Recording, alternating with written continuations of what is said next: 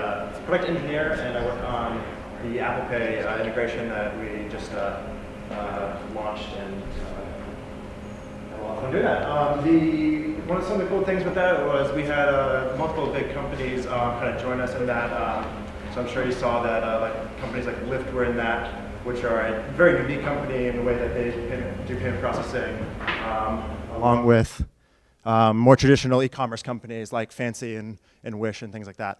But I'm not going to really talk about so much as the integration that we've had. I'm going to talk something. I'm going to talk about security with Apple Pay, because I think that's a very important part about payment processing is security. And so why does Apple Pay matter? And I think it kind of boils down to the security model. And the security model can kind of be broken into four different parts, and each kind of build upon the other to ensure this very secure platform for credit card processing. So the first one is we need to make sure that the person that is entering the card or using the card is the owner. So I'm not sure if you've used Apple Pay yet, but if you when you enter your card into Passbook or the Settings app, Apple actually goes out to the issuer, the bank that you got the card from, say Bank of America or Wells Fargo, and they actually exchange the card number for a dynamic card number. And in that process, the bank is actually able to do some sort of two-factor auth. So they might send you a text message with a code that you have to verify, or a phone call or something along those lines. And then after you've done that, they will actually send you an email based on the email address that's in your, associated with your bank account, so that you can, if you receive an email that's like, hey, this card was added to your Apple Pay wallet, and you're like, I don't even have an iPhone, there's probably something wrong. And this gives you a way to kind of resolve that issue before anything major happens with an obviously stolen credit card. So first part is making sure that the person that puts the card into the phone is the owner of the card. On top of that, we need to make sure that the transaction that when you're making the transaction that you are the owner of the device, which there implies you're the owner of the card that put it into the device. And so that happens with Touch ID or the passcode. So when you make the transaction, the modal pops up, and you kind of authorize that transaction with that information. So that's the side of making sure that the person is the person that owns the card, which is very important, very hard thing to do on the internet. The next parts are more about making sure that the information cannot be stolen or reused if it is somehow leaked. So the first part of that is when you authorize a payment with Apple Pay, Apple gives you two pieces of information. They give you the dynamic number, which looks like a card number, and they give you this thing called a cryptogram, which is fancy. It's basically this unforgeable piece of information that has some information about the transaction, the amount, the time, and it's tied to that number. This and then when you go to the card networks and you like to make this charge, you actually have to present the card number with this cryptogram. And the bank can then say, these don't match, or they do match, and they will actually decline the charge based on if it's a valid cryptogram. These cryptograms are only allowed to be used once, and they expire within 24 hours.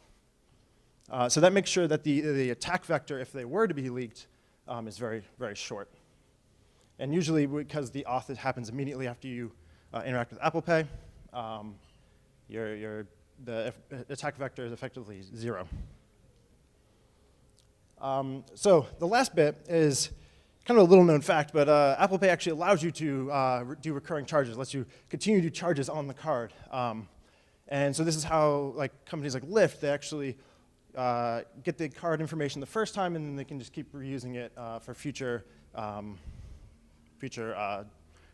Lyft services. So the way this works is very interesting. Basically, we on the processor side, we send a flag that indicates that this card number that we're about to charge was accompanied by a cryptogram originally.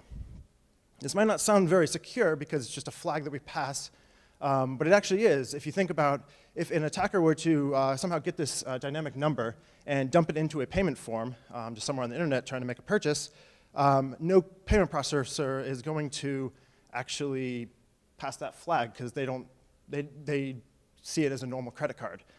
So it actually adds a lot of security because now you'd have to like somehow get access to the actual payment processor and forge the network request to like Visa or MasterCard.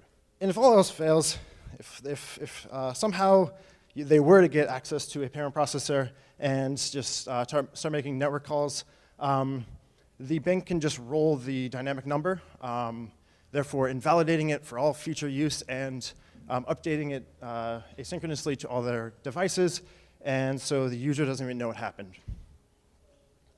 So why does this matter? Why is this so important? Well, it's important because fraud is the majority of the cost involved in payments online. And so by reducing fraud and adding more protections, we're actually able to lower costs across the entire system. And the other cool thing about Apple Pay is it's actually very little to do with Apple. Apple kind of made these deals with the card networks, but the spec is actually available to anyone to implement. So hopefully other phone providers will piggyback on that protocol. It's based very, very closely with the chip and pin protocol. So yeah, hopefully we see more. So if you want to learn more or you want to learn how to integrate, if you have an app or something, it takes about 5 to 10 minutes to get set up, and you can find more information at stripe.com/ApplePay. Thank you.